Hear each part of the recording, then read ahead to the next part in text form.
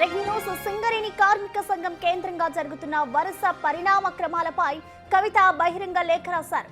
మొన్న కవితను తప్పించి కొప్పుల ఈశ్వర్ని టీబీజీకేఎస్ గా ఎంపిక చేశారు. ఆయనకు తన శుభాకాంక్షలు చెబుతూనే ఈ ఎన్నిక కార్మిక చట్టాలకు విరుద్ధంగా జరిగిందన్నారు కవిత.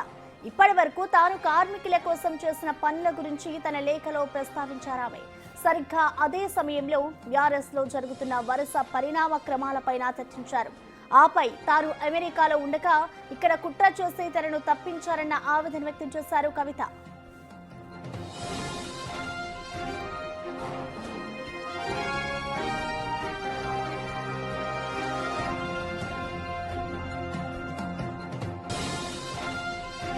సింగరేణి కార్మిక సంఘం కేంద్రంగా జరుగుతున్న వరుస పరిణామ క్రమాలపై కవిత బహిరంగ లేఖ రాశారు. మొన్న కవితను తప్పించి కొప్పుల ఈశ్వర్ను టీబీజీకేఎస్ గా ఎంపిక చేశారు. అయితే ఆయనకు తన శుభాకాంక్షలు చెబుతూనే ఈ ఎన్నిక కార్మిక చట్టాలకు విరుద్ధంగా జరిగిందన్నారు కవిత.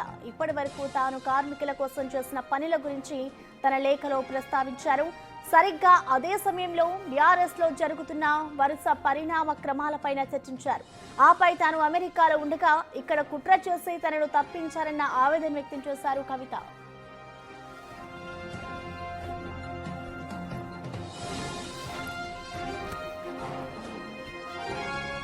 దీనిపై పూర్తి డీటెయిల్స్ ని మా ప్రతినిధి విజయ్ అందిస్తారు. విజయ్, చెప్పండి, మొత్తంగా కవిత అయితే ఒక లేఖనైతే విడుదల చేసినట్లు తెలుస్తుంది. సో మొత్తంగా లేఖలో ఏ అంశాలను ప్రస్తావించారు, డీటెయిల్స్ ఏంటి?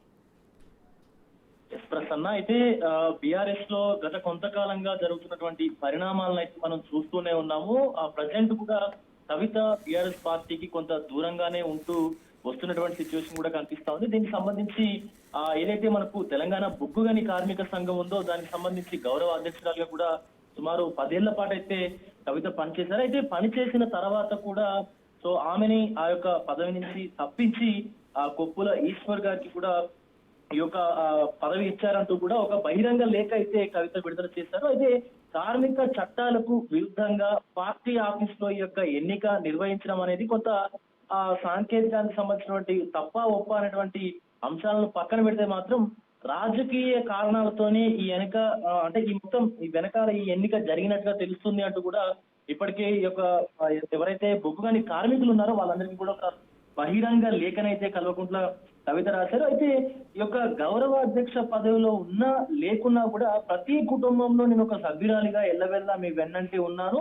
ఇప్పటికీ కూడా ఈ ఎన్నిక ద్వారా కొప్పుల ఈశ్వర్ని గౌరవ అధ్యక్షుడిగా చేసినప్పటికీ కూడా నేను మీ వెంటే ఉంటాను, మీకు ఎలాంటి కష్టం వచ్చినా సరే నేను మీ వెనకాల నిలబడతానంటూ కూడా చెప్పుకొచ్చినటువంటి సిచ్యువేషన్ ఉంది. ఇక దశాబ్ద కాలంగా కూడా నేను అధ్యక్షురాలిగా పనిచేశాను. అంతకుముందు కూడా ఉద్యమ కాలంలో కూడా నాయకురాలిగా ఎలాంటి సేవలు అందించానో కూడా మీ అందరికీ అంటే కార్మికులకి బొగ్గుగని కార్మికులందరికీ కూడా తెలుసు. కాబట్టి ఉమ్మడి 4 జిల్లాల్లో ఉన్నటువంటి ఈ యొక్క బొగ్గుగని కార్మికులందరికీ కూడా నేను అంటే ఏదైతే మనకు జాగృతి తరపున చేసినటువంటి కార్యకలాపాలు ఏవైతే ఉన్నాయో వాటన్నిటి ద్వారా కూడా మీకు మీ వెనకాలే ఉంటాను, మీ వెన్నంటే ఉంటానంటూ కూడా చెప్పుకొచ్చినటువంటి సిచ్యువేషన్ అయితే కనిపిస్తా ఉంది. ఏ చిన్న కష్టం వచ్చినా కూడా మీకు అండదండగా ఉంటానంటూ కూడా మాటిస్తున్నానంటూ కూడా ఒక బహిరంగ లేఖనైతే మొత్తానికైతే కవిత విడుదల చేసినటువంటి సిచ్యువేషన్ కనిపిస్తా ఉంది ప్రసన్న. అయితే ఉమ్మడి ఆంధ్రప్రదేశ్ లోనే సంస్థలో ఉన్నటువంటి ఏదైతే మనకు డిపెండెంట్ ఉద్యోగాలు ఇచ్చేటువంటి పద్ధతిని కూడా పక్కన పెట్టి అంటే ఇవన్నీ కూడా